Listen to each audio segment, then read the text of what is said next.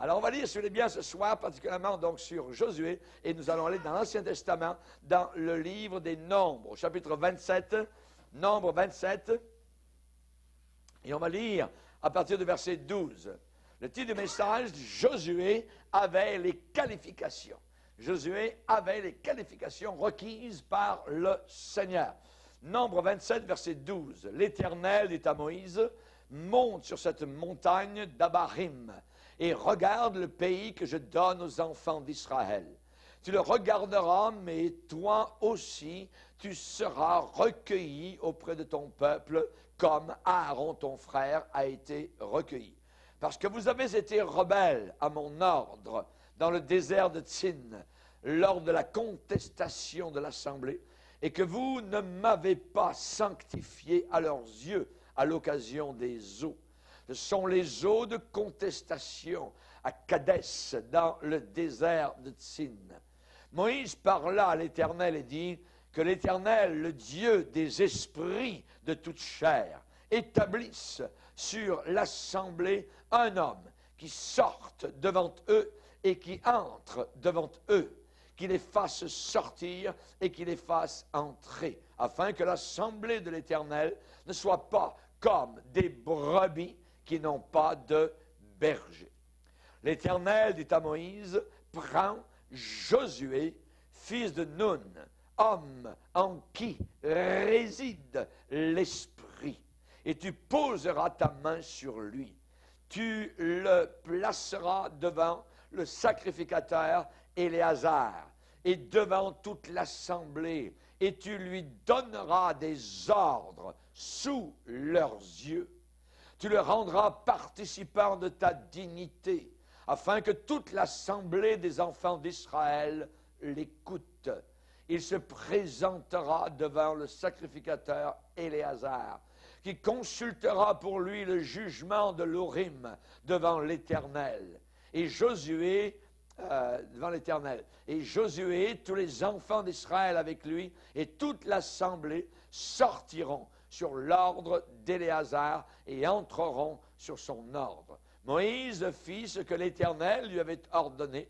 Il prit Josué et il le plaça devant le sacrificateur Éléazar et devant toute l'assemblée. Il posa ses mains sur lui et lui donna des ordres, comme l'Éternel l'avait dit par Moïse. Amen. Père, nous sommes devant toi, nous te bénissons, car ce lieu est un lieu saint, comme devant le buisson ardent qui brûlait, sans qu'aucune main humaine ne puisse y ajouter ou y retrancher. Tu es un Dieu qui existe par toi-même. Tu n'as pas besoin qu'on te donne aucun conseil. Tu agis selon le conseil de ta propre volonté. Et nous te remercions de ce qu'un jour tu t'es révélé en notre cœur par le Saint-Esprit qui nous a révélé Christ dans sa gloire, dans son amour, crucifié sur la croix du Calvaire, élevé à la dignité la plus haute, à la droite céleste.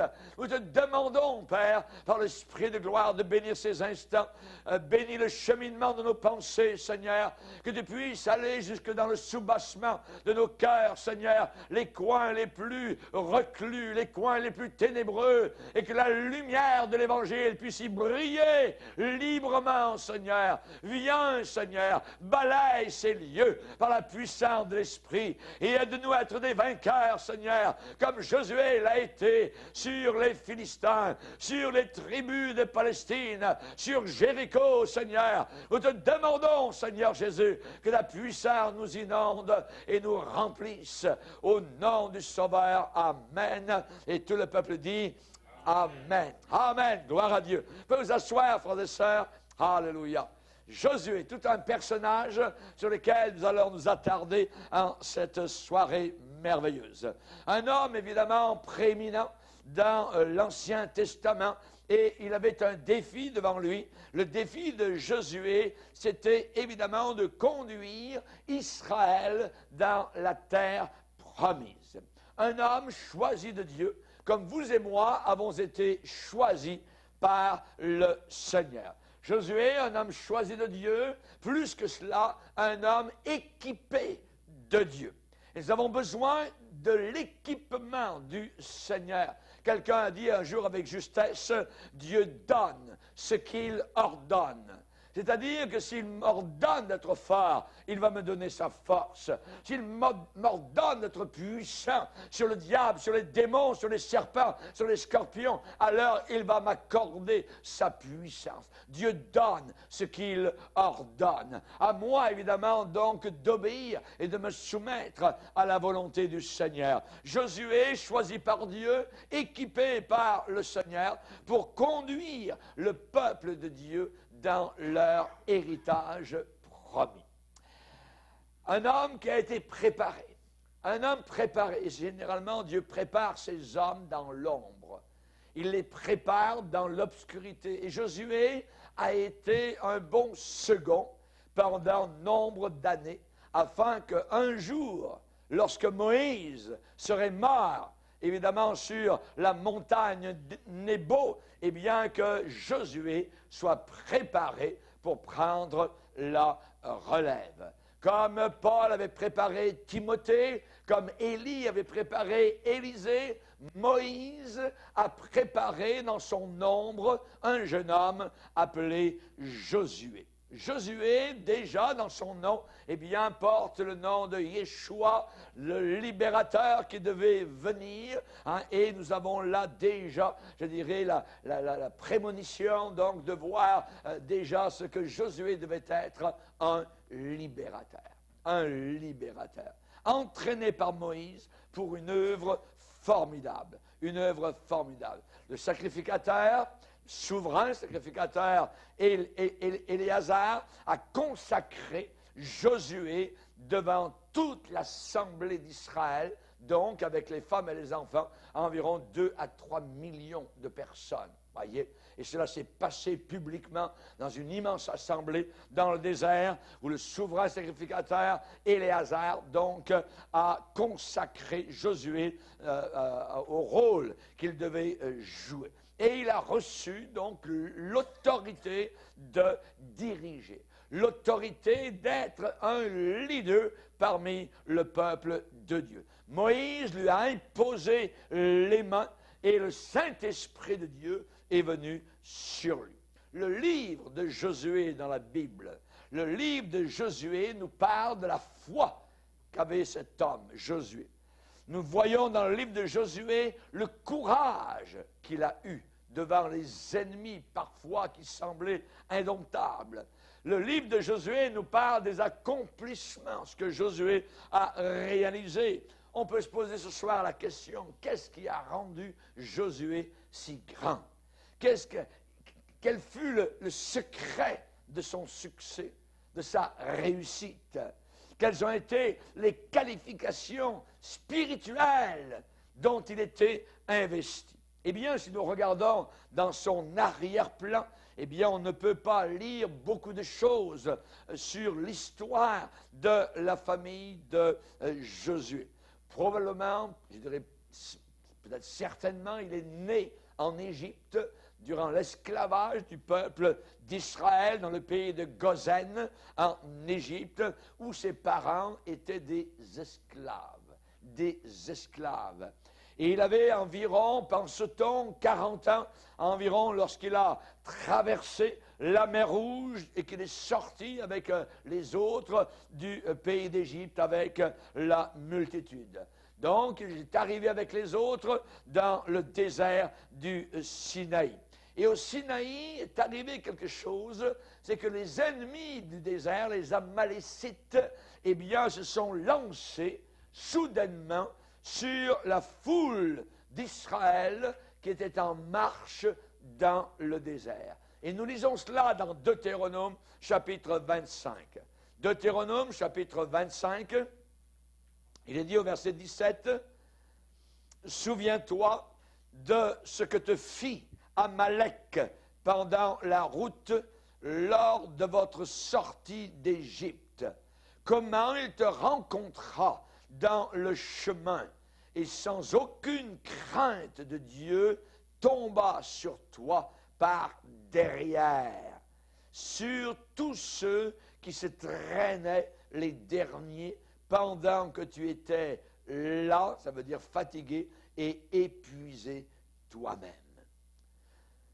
Ce qui est arrivé, c'est que les Amalécites, soudain, sont arrivés par derrière, comme Satan, très souvent, arrive. Généralement, Satan n'arrive jamais par devant.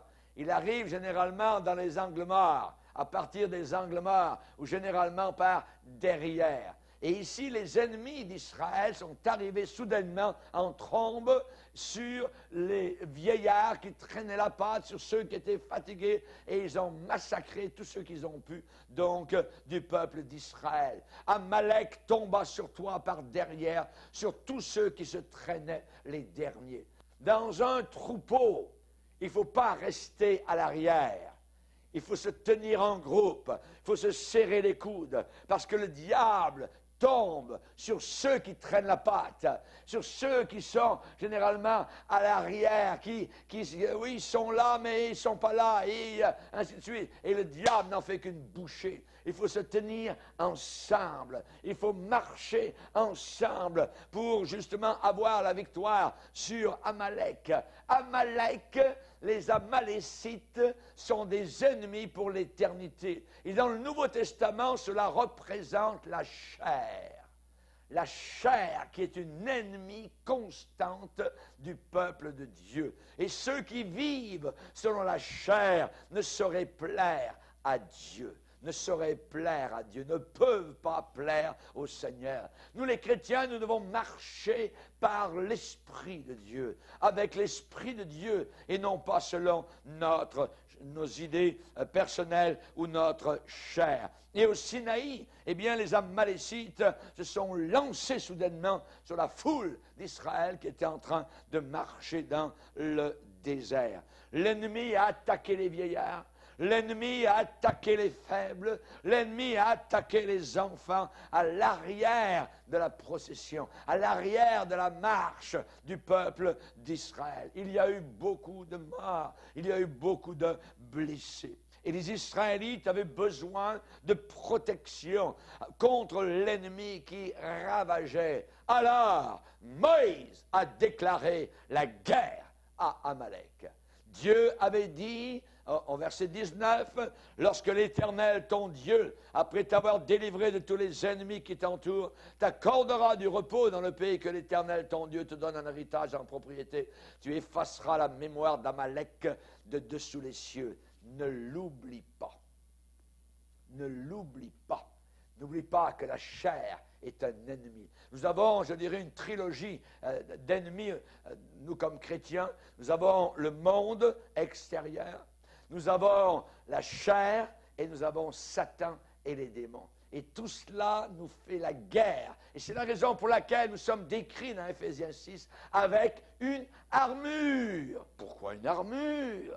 Il y a des chrétiens, on dirait, qui vont au pique-nique. Voyez, nous sommes en guerre. Nous sommes en guerre. Et j'aime bien chanter ces bons vieux cantiques qui parlent de guerre, amen, de peuple de Dieu, des soldats de Jésus-Christ qui combattent, qui écrasent l'ennemi, alléluia, sous leurs pieds, comme Jésus a dit, hein, je vous donne la puissance de marcher sur les serpents, sur les scorpions et sur toute la puissance de l'ennemi. Merci Seigneur. Amalek est un ennemi. Aujourd'hui, les Israélites, lorsqu'ils parlent et lorsqu'ils lisent ce passage-là, ils se souviennent de la Shoah. La Shoah, l'Holocauste, où 6 millions de Juifs ont été littéralement emmenés à la mort par les forces diaboliques occultes de Hitler. Chers amis, pourquoi tout soudain ce tyran a tourné ses yeux pâles vers les Juifs? Pourquoi a-t-il voulu les anéantir? Parce que cet homme était animé de Satan. Parce que le diable sait que le salut vient des Juifs. Parce qu'il y a particulièrement là, dans l'histoire du monde entier, quelque chose de particulier avec Israël. Israël, normalement, est un peuple à part. Aujourd'hui, ils sont totalement apostats. Aujourd'hui, il y a des parades gays à Jérusalem, à Tel Aviv. C'est abominable. Mais Dieu a un plan avec Israël. Ils vont subir des choses inimaginables durant la grande tribulation, jusqu'au jour où ils pleureront sur celui qu'ils ont percé. Et dans le mot « celui » dans Zacharie, ce mot « celui » s'écrit dans la Bible hébreu Aleph Tav. Ils pleureront sur Aleph Tav. Aleph, c'est la première lettre de l'alphabet hébraïque. Et Tav, c'est la dernière lettre de l'alphabet hébraïque. Ils pleureront sur l'alpha et l'oméga. Ils pleureront sur celui qui est le commencement et la fin. Ils pleureront sur celui qui a les mains percées. Alléluia, la marque de la terre, la marque du sacrifice, la marque de l'alliance. Alléluia, que Dieu soit béni. Jésus n'a pas besoin d'avoir une bague dans un doigt. Il a des marques dans ses mains. L'alliance qu'il a faite par son sang avec le peuple de la terre pour ceux qui veulent placer leur confiance totalement en lui. Merci Seigneur. Merci Seigneur. Amen. Alléluia. Gloire au Seigneur. Que Dieu soit glorifié. Moïse a déclaré la guerre. Moïse a déclaré la guerre, une guerre justifiable, une guerre sainte. Soudain, Josué est apparu sur la scène et il a été désigné pour être le commandant des forces armées israélites. Ça consistait à quoi? Ça consistait à descendre dans la vallée pour vaincre Amalek, les armées amalécites, pour faire fuir l'ennemi. La bataille a été très longue. La bataille dans la vallée a été féroce. La bataille a été violente. La bataille a été acharnée. La bataille a été sauvage. Et pendant ce temps-là, pendant que Josué là-bas, au fond de la vallée, était en train de combattre, Moïse était là-haut sur la montagne, avec la verge de Dieu dans sa main, et s'est tenu sur la montagne de l'intercession. Et tant que Moïse avait les mains en l'air, là-bas dans la vallée, Josué avait la victoire et il repoussait l'ennemi. Et quand là-haut, sur la montagne, les mains de Moïse fatiguées baissaient, c'était les Amalécites qui avaient la victoire sur Josué. Il y avait un va-et-vient par rapport à un homme sur la montagne en train de prier. J'aimerais vous rappeler, frères et sœurs, que votre vie de prière est très importante. Quand vous avez les mains levées, quand vous priez, quand vos genoux sont pliés devant Dieu, quand vos pleurs collent sur vos joues, l'ennemi recule. Mais quand vous ne priez plus, quand vous n'avez plus le temps, alors c'est l'ennemi qui a de l'avance sur vous et vous êtes vaincu par Amalek, par la chair, par le monde et par le diable. Chers amis, ce que nous voyons là, c'est une leçon très importante. Nous allons lire cela dans Exode chapitre 17. Exode chapitre 17, verset 8. Il est dit ici, Amalek vint combattre Israël à Réphidim. Alors Moïse dit à Josué, choisis-nous des hommes. Moïse dit à Josué, choisis-nous des hommes, sors et combat Amalek. Demain, je me tiendrai sur le sommet de la colline, la verge de Dieu dans ma main. Josué fit ce que lui avait dit Moïse pour combattre Amalek. Et Moïse, Aaron et Hur montèrent au sommet de la colline. Lorsque Moïse élevait sa main, Israël était le plus fort. Et lorsqu'il baissait sa main, Amalek était le plus fort. Les mains de Moïse étant fatiguées, ils prirent une pierre qu'ils placèrent sous lui et il s'assit dessus.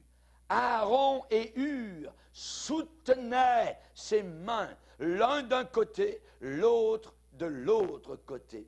Et ses mains restèrent fermes jusqu'au coucher du soleil, et Josué vainquit Amalek et son peuple au tranchant de l'épée. L'Éternel dit à Moïse, écris cela dans le livre, pour que le souvenir s'en conserve, et déclare à Josué que j'effacerai la mémoire d'Amalek de dessous les cieux. Moïse bâtit un autel et lui donna pour nom l'Éternel, ma bannière, Jéhovah Nissi.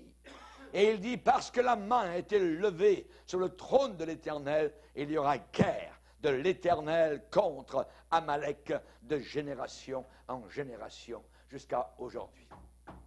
Il y a guerre contre Amalek. Est-ce que vous avez vécu la semaine passée? C'est une guerre contre Amalek. La chair, le monde et le diable essayent de vous avoir. Notre seul soutien, c'est la prière et d'avoir nos mains levées. Et parfois, quand on est fatigué, c'est d'avoir un hur qui, à notre droite, nous soutient la main et un autre bon frère, qui nous aide à prier et qui nous dit lâche pas dans la prière, car la prière fervente de juste a une grande efficacité. Alléluia. Merci Seigneur. Que Dieu soit béni. Aaron et Hur sont venus à la rescousse pour aider Moïse. Les mains de Moïse étaient fatiguées. Ils l'ont supporté dans la prière. Et nous avons besoin du support de tous les frères et sœurs dans la prière. Parce que derrière le voile, il y a des démons invisibles. Derrière, je dirais, le rideau de nos circonstances, il y a des puissants diaboliques qui travaillent. Ils travaillent en silence, ils travaillent sournoisement, ils travaillent par derrière, ils travaillent dans les angles morts. Pourquoi? Parce que nous sommes remplis de l'esprit et que Satan nous hait, Satan ne nous veut pas, Satan veut nous repousser, Satan veut nous vaincre, plus que cela, il veut nous réclamer. Voyez? Donc, nous avons besoin, comme ont fait Aaron et Hur, d'aide. Nous avons besoin d'aide. Et le Seigneur a établi son Église. Et dans l'Église, il y a des frères, il y a des sœurs avec lesquels on peut prier, on peut intercéder, avec lesquels on se tient ensemble, coude à coude, bouclier contre bouclier, amen, pour vaincre et repousser l'ennemi. La victoire, il l'a eu. Alors, Josué a eu la victoire jusqu'au coucher du soleil. Et finalement, cette victoire de Josué a été totalement assurée. Josué était un puissant guerrier. Il avait vaincu. Et je crois que certainement, cela l'a préparé pour toutes les batailles futures lors de la conquête de la terre promise. Amen. Dieu prépare de loin ses enfants. Dieu prépare de loin ses soldates et ses soldats, ses guerriers et ses guerrières. Et certainement que ce qu'il a vécu ici contre Amalek, eh bien, ça a enseigné à Josué la nécessité suprême de dépendre totalement du Seigneur pour la victoire finale, la victoire ultime. Amen. Ceux-ci s'appuient sur leurs chars, ceux-là s'appuient sur leurs chevaux, ceux-ci s'appuient sur leurs diplômes, ceux-ci s'appuient sur leur intelligence, ceux-là sur leur matière grise, ceux-là sur leur voiture, ceux-là sur leur compte en banque. Nous invoquons le nom de l'Éternel. Eux, ils plient et ils tombent. Nous restons debout et restons fermes. Merci Seigneur, c'est merveilleux. C'est un miracle. Psaume 20. Psaume 20, c'est ça, c'est écrit dans le psaume 20. Merci Seigneur. Nous voyons premièrement qu'il avait les qualifications pour devenir ce qu'il est devenu. Et si vous voulez devenir ce que Dieu veut que vous deveniez, premièrement, il faut être comme Josué, sa séparation. Sa séparation. Voyez, il était totalement séparé pour Dieu. Totalement séparé pour Dieu. Quand Moïse a été appelé sur la montagne pour recevoir les 10 commandements, Josué, son aide de camp, est monté avec Moïse, au moins une partie du chemin. On va le lire dans Exode 24. Exode 24. Verset 12. L'Éternel dit à Moïse, monte vers moi sur la montagne et reste là. Je te donnerai des tables de pierre, la loi et les ordonnances que j'ai écrites pour leur instruction. Moïse se leva avec Josué, qui le servait. Et Moïse monta sur la montagne de Dieu. Il dit aux anciens, attendez-nous ici, jusqu'à ce que nous revenions auprès de vous.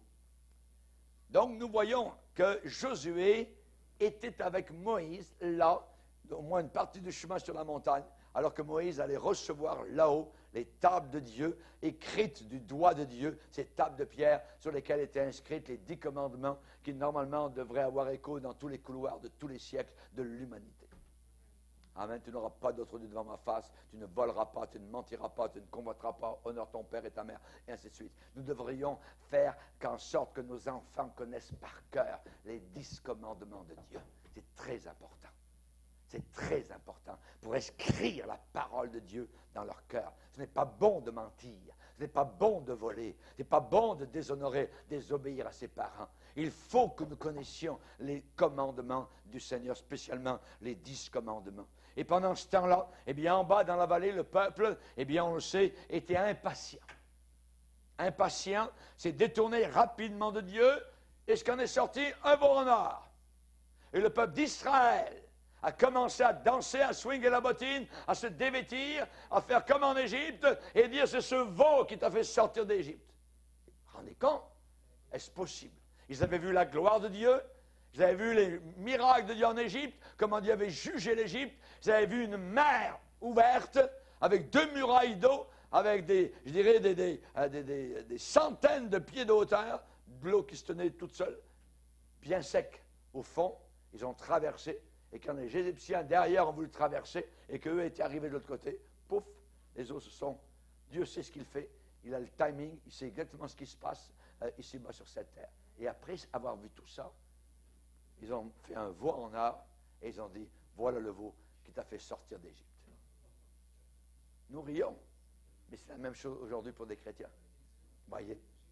Pourquoi? Parce que, évidemment, après avoir été sauvés, après être sortis du monde, après avoir connu le Seigneur, certains disent, ah ben, je suis intelligent, voyez, je suis un bon chrétien, c'est vrai, mais je le méritais quasiment, et ainsi de suite, et mon argent, moi ceci, et ils ne font aucun cas du Seigneur. Ils commencent à adorer les dieux du monde, les dieux de l'Égypte. Noé, pour Josué, il était séparé. Séparé pour Dieu, voyez, séparé pour le Seigneur. Évidemment, Moïse et Josué sont revenus, sont redescendus de leur expérience du sommet de la montagne, et l'oreille spirituelle, sensibilisée, voyez, de Josué s'est arrêtée. Il a écouté, il y a un bruit montait là-bas de la vallée. Il a dit à Moïse, j'entends un bruit. Et là-bas dans la vallée, ce sont un bruit de peuple. Le peuple qui est en train de foirer, en train de faire la fête. C'est le party. Ils chantent. J'entends des chants, mais ce n'est ni un chant de victoire, ni un chant de défaite. Ce sont des gens qui chantent. J'ai bien peur qu'aujourd'hui, que dans beaucoup d'églises, ce soit ce qui arrive. Juste des gens qui chantent. Ils chantent, ils chantent, ils foirent, voyez. En réalité, parfois même, on entend des jeunes se mettre à siffler comme dans les bars, à l'intérieur, ils montent sur les chaises, dans les églises, n'importe quoi. Attends, mais on leur apprend ça. On les laisse faire, voyez, et on ne peut pas accepter cela. On va le lire, si vous voulez bien, dans Exode, chapitre 24. Pardon, 32. Exode 32.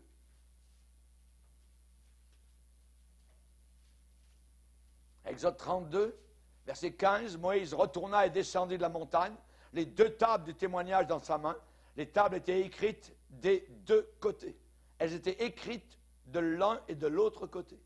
Les tables étaient l'ouvrage de Dieu. Et l'écriture était l'écriture de Dieu. Parole de Dieu, gravée sur les tables. Josué entendit la voix du peuple. Vous voyez, Josué entendit la voix du peuple qui poussait des cris. Et il dit à Moïse, Moïse, il y a un cri de guerre dans le camp. Moïse répondit, ce n'est ni un cri de vainqueur, ni un cri de vaincu. Ce que j'entends, c'est la voix de gens qui chantent. Et comme ils approchaient du camp, il vit le veau et les danses. La colère de Moïse s'enflamma. Il jeta de ses mains les tables et les brisa au pied de la montagne. Il prit le veau qu'ils avaient fait, le brûla au feu, le réduisit en poudre, répandit cette poudre à la surface de l'eau et il fit boire les enfants d'Israël.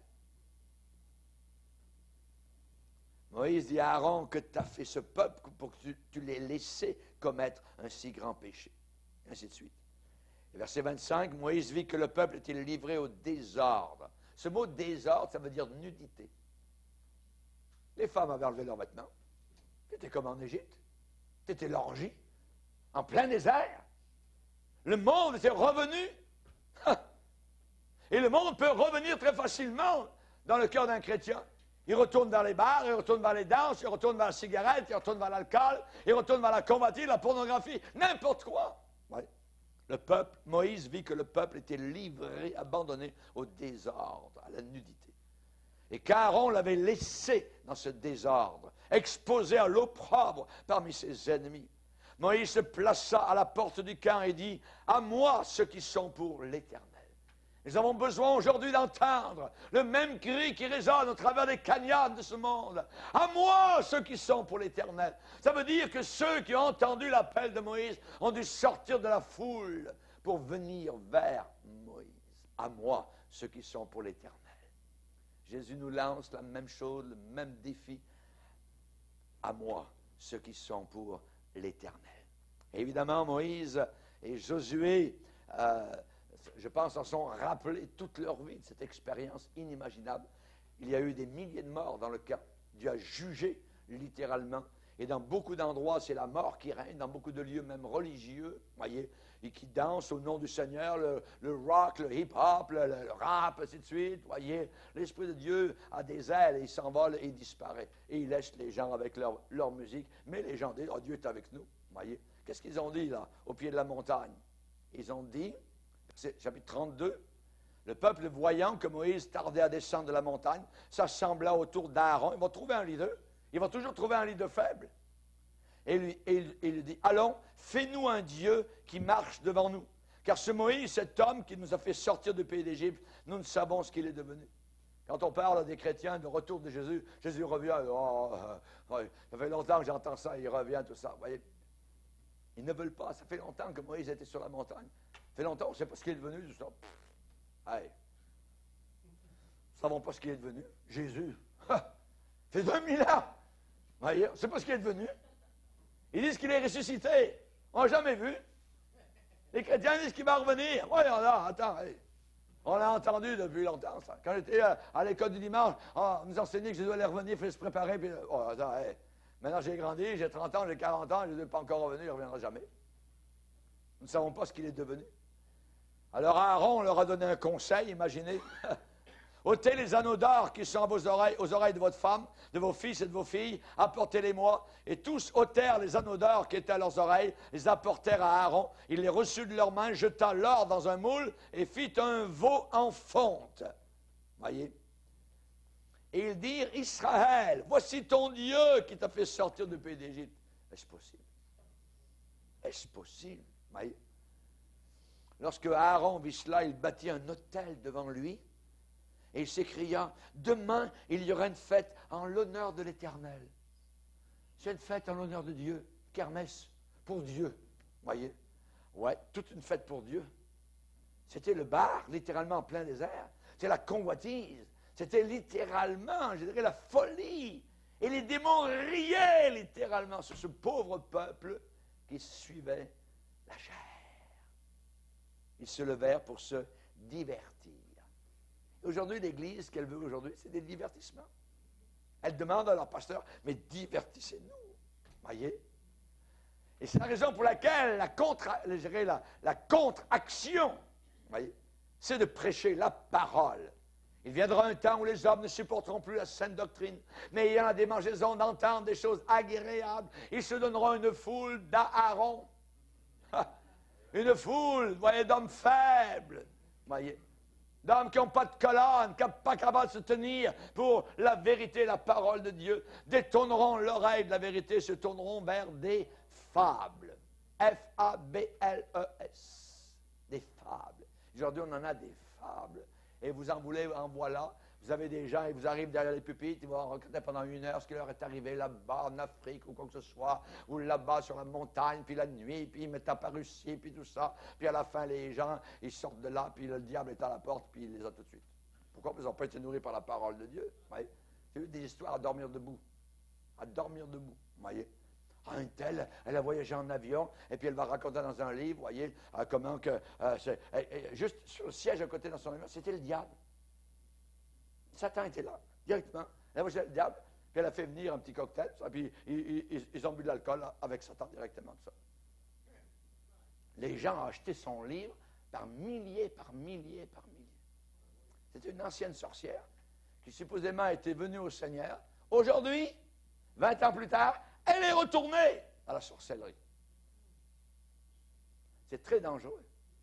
Les histoires à dormir debout, voyez, Le diable est apparu, c'est ça, les visions, s'attacher à leurs visions. Ça. Dans Colossiens chapitre 2, l'apôtre Paul condamne cela. Il ne faut pas s'attacher à nos visions, il faut s'attacher à la parole de Dieu, à la parole du Seigneur. Amen. Josué était séparé. Quand Josué a vu cela, c'est un spectacle inimaginable. Quand il est redescendu de la montagne, il était consterné, voyez, atterré, horrifié, voyez, devant les actions pécheresses du peuple supposément de Dieu. C'était épouvantable ce qui se passait à l'intérieur du camp du Seigneur. Et je dirais, même s'ils n'avaient pas participé, évidemment, à leur idolâtrie, eh bien, on sait que Moïse et Josué étaient totalement séparés de ça. Totalement séparés de cela. Dieu se sert toujours d'un individu qui est complètement consacré, dévoué à la vocation céleste, à l'appel céleste, de vocare en latin qui veut dire appeler. Nous avons été appelés. Nous avons tous une vocation céleste. Céleste. Appelés à suivre le Seigneur.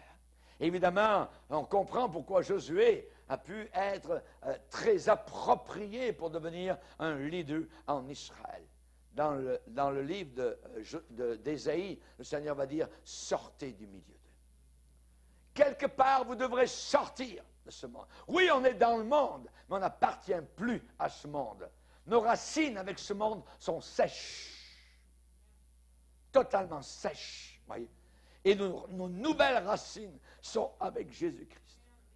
Alléluia. Nous sommes enracinés dans la parole. Et Paul va employer l'expression, soyez enracinés dans les Écritures, enracinés dans la parole de Dieu. Aimez ce livre. Dieu va dire à Jean dans l'Apocalypse, mange ce livre. Amen. Gloire au Seigneur. Ésaïe 52, verset 11, il est dit, partez, partez, sortez de là, ne touchez rien d'impur, sortez du milieu d'elle, purifiez-vous, vous qui portez les vases de l'Éternel. Amen. Partez, partez, sortez. Partez, partez, sortez. Partez, partez, sortez. Quelque part, il faut partir. Il faut sortir. Amen.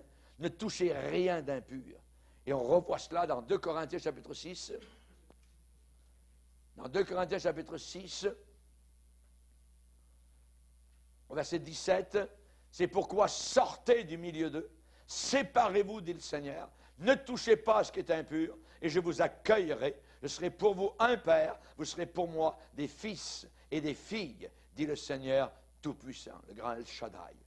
Ayant donc de telles promesses, bien-aimés, purifions-nous de toute souillure, saleté, de la chair, Amalek, et de l'esprit, en achevant notre sanctification dans la crainte de Dieu.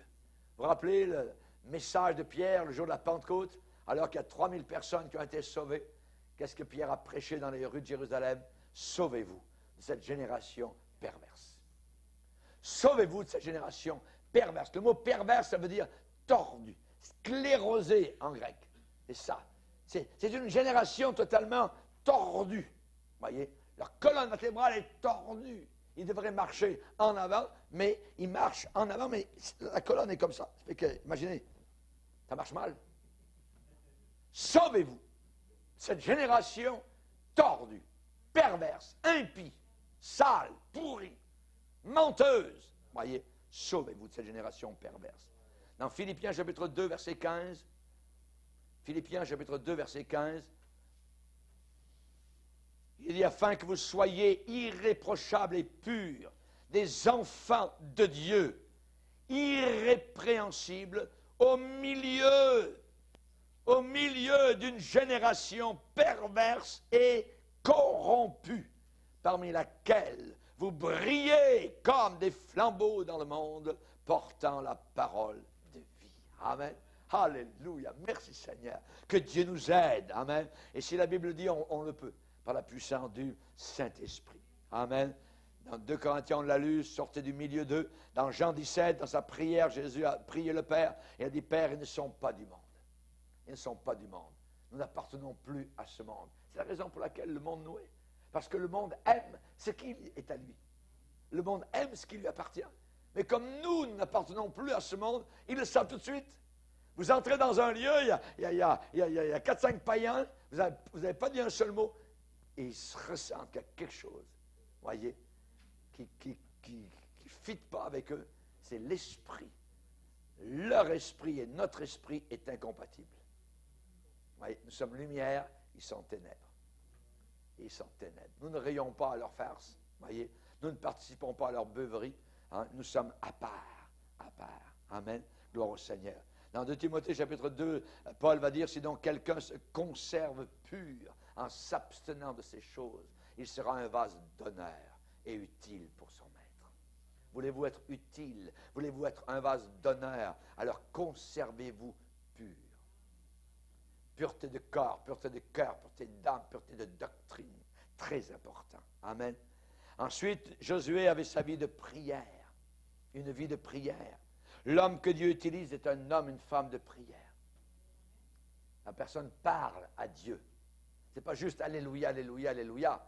C'est parler. C'est dire des mots, dire des phrases, voyez, de dire ce qu'il y a sur notre cœur au Seigneur. Amen. D'exprimer. C'est une personne intelligente.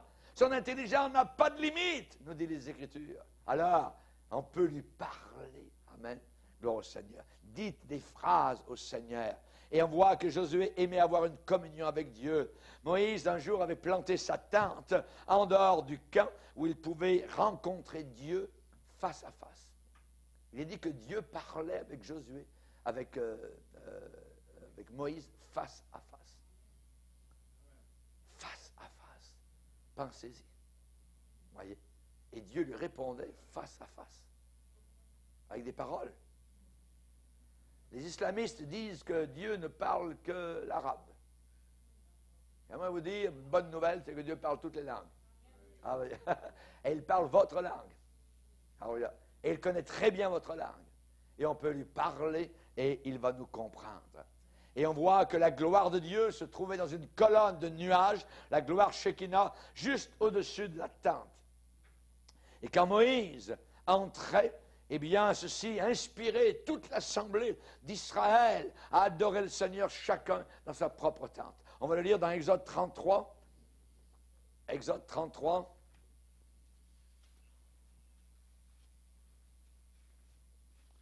Exode 33, le verset 7.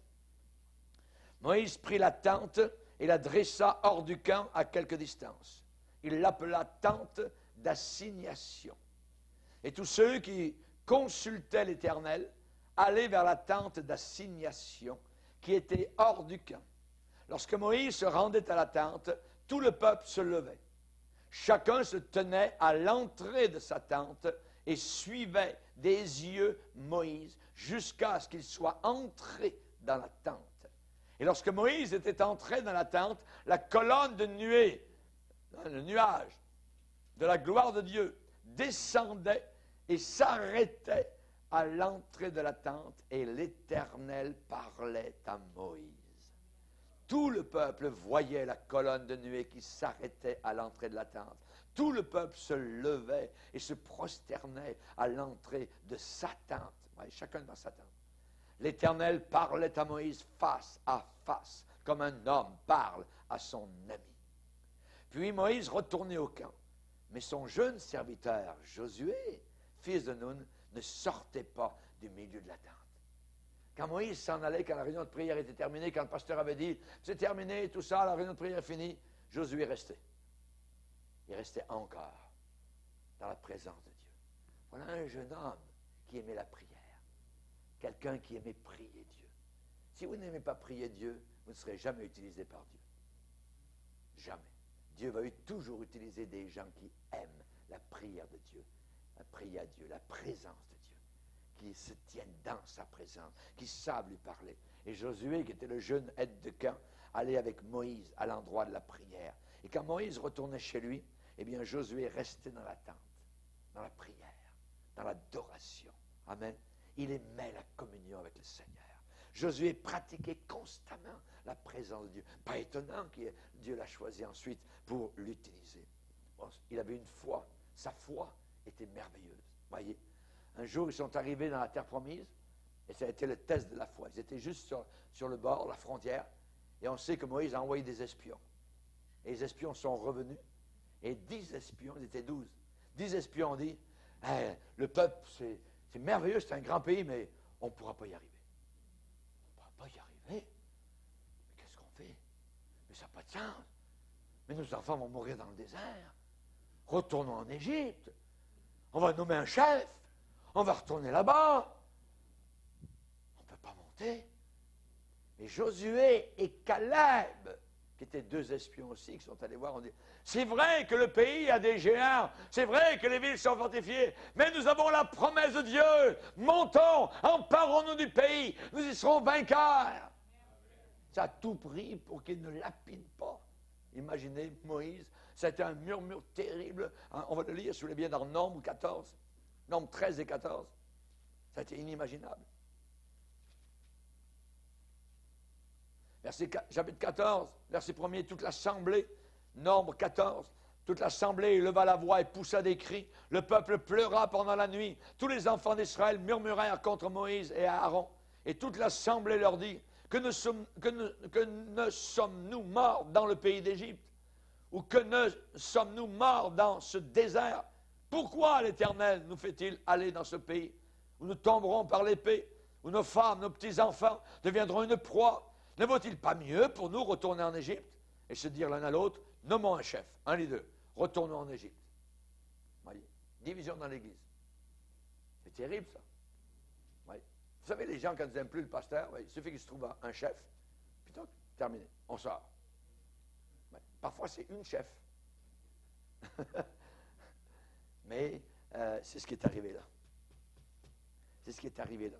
Et qu'est-ce qui est arrivé? C'est que Josué a reçu de la part du Seigneur une décoration sur la poitrine. On va le lire un peu plus loin, verset 20. L'Éternel dit, je pardonne comme tu l'as demandé, mais je suis vivant et la gloire de l'Éternel remplira toute la terre.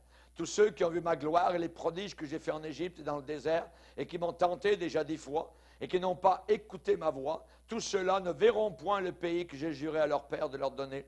Tous ceux qui m'ont méprisé ne le verront point. Et parce que mon serviteur Caleb a été animé d'un autre esprit, il y avait aussi Josué, voyez, la même chose, et qu'il a pleinement suivi ma voie, je le ferai entrer dans le pays où il est allé, et ses descendants le posséderont.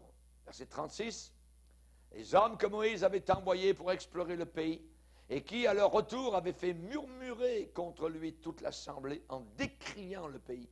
Ces hommes qui avaient décrié le pays moururent frappés d'une plaie devant l'Éternel. Josué, fils de Nun, et Caleb, fils de Jephuné, restèrent seuls vivants parmi ces hommes qui étaient allés pour explorer le pays. Dieu ne prend pas à la légère l'incrédulité. Voyez. Et nous voyons que Josué et Caleb ont été animés d'un autre esprit. D'un autre esprit. C'est très important de voir comment Josué avait la foi. Il croyait dans la promesse de Dieu. Il ne regardait pas uniquement ce qu'il avait vu, les murailles, les géants, tout ça. Il avait foi dans la promesse de Dieu et s'agrippait à la parole de Dieu. Montons, emparons-nous, Dieu nous l'a promis. Ne regardez pas à l'extérieur. Nous nous accrochons à la promesse du Seigneur. Amen. Donc on voit qu'il était un homme de foi. Il aimait aussi la parole de Dieu. Il écoutait attentivement ce que Dieu déclarait. Il faisait attention. Il obéissait devant Jéricho, la ville imprenable. Maintenant, Moïse était mort. Josué était le nouveau leader. Et Josué, avant la bataille, était dans la prière. Vous vous rendez compte? En train de prier. Et là, alors qu'il était en train de prier à l'écart, soudain, il y a quelqu'un qui arrive comme un chef d'armée. Josué lui dit, es-tu des nôtres ou du camp ennemi? Et l'homme répond, non, mais je suis le chef de l'Éternel, le chef de l'armée de l'Éternel, j'arrive maintenant. Que fait Josué?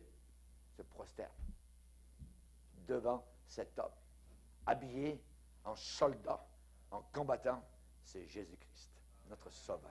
Alléluia. Et le Seigneur lui a dit que ce livre ne s'éloigne pas de toi. Médite-le jour et nuit. C'est alors que tu auras du succès dans tes entreprises. Jéricho, je te donne le plan de bataille. Et vous connaissez maintenant le plan de bataille. Voyez, c'est de marcher en silence pendant 6 jours, et le 7e jour, crier. Mais ça n'a aucun sens. Voyez? Mais c'est ce qu'ils ont fait. Et la foi paraît bien souvent une folie. La foi paraît quelque chose d'insensé. N'était-ce pas insensé? Un homme cloué sur une croix, et c'est notre sauveur pour toute l'éternité. Et le monde va s'écrouler, et avec ses murailles, avec son incrédulité, devant celui qui a été cloué sur la croix du Calvaire.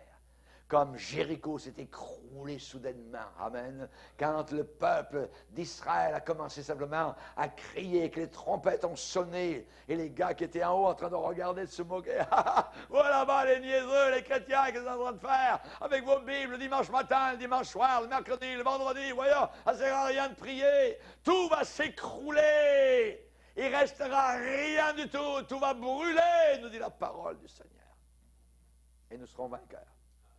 J'ai lu la dernière page du livre de Dieu. Qui est vainqueur? Les chrétiens. Que la grâce de Dieu soit avec vous tous. Amen. Merci Seigneur. Il aimait la parole de Dieu. Il aimait la parole de Dieu. Que ce livre ne s'éloigne pas de toi. Amen. Reste fidèle. Ouais, mais les chrétiens des églises modernistes, tout ça, ils ont de nouvelles révélations. Laisse faire les nouvelles révélations. J'en veux pas. Je veux rester avec les anciennes révélations d'il y a 2000 ans, la parole de Dieu, qui est notre socle, sur lequel nos 2 pieds sont sur un rocher solide. Les vagues sont venues, les tsunamis sont venus, mais l'Église de Dieu est la forteresse imprenable qui restera jusqu'à la fin des temps. Alléluia. Merci Seigneur. Et on voit ensuite que Josué a fait les bons choix, les bonnes décisions. Amen. Dans le dernier discours de sa vie, il a exhorté le peuple à quitter les idoles et à servir le seul vrai Dieu. Choisissez de servir qui vous voulez, mais moi et ma maison, nous servirons l'Éternel. Amen. Alléluia. Que Dieu soit béni. Père, nous te bénissons. Nous te remercions, Seigneur, pour l'exemple de Josué. Quel homme puissant, quel homme merveilleux, Seigneur. Alléluia, nous le verrons un jour dans la gloire, Seigneur. Nous te bénissons, Seigneur Jésus, pour ceux qui nous ont précédés et qui nous ont montré le chemin de la victoire et dont l'exemple est encore dans le livre des Hébreux, au chapitre 11, Seigneur. Dans ce hall, Seigneur Jésus, où nous nous arrêtons devant ces tableaux, ces hommes comme Noé, comme Abraham, comme Sarah, comme Josué, comme Marie, Seigneur, qui nous donnent le goût de vivre pour toi. Merci pour le Saint-Esprit de Dieu. Oh, mon Sauveur, aide-nous à être, Seigneur, des hommes combattants, des guerriers séparés, bien décidés, des hommes et des femmes qui aiment te prier, des hommes et des femmes de foi, qui obéissent à la parole de Dieu et qui prennent les bons choix dans leur vie. Merci, Seigneur. Utilise-nous, Seigneur. Nous voulons être utilisés. Il n'y a pas de plus grande joie, Seigneur, que de porter du fruit à ta gloire. Dans le nom puissant de Jésus, notre Sauveur. Amen. Et que Dieu soit béni. Et le peuple dit Amen. Amen. On va se lever.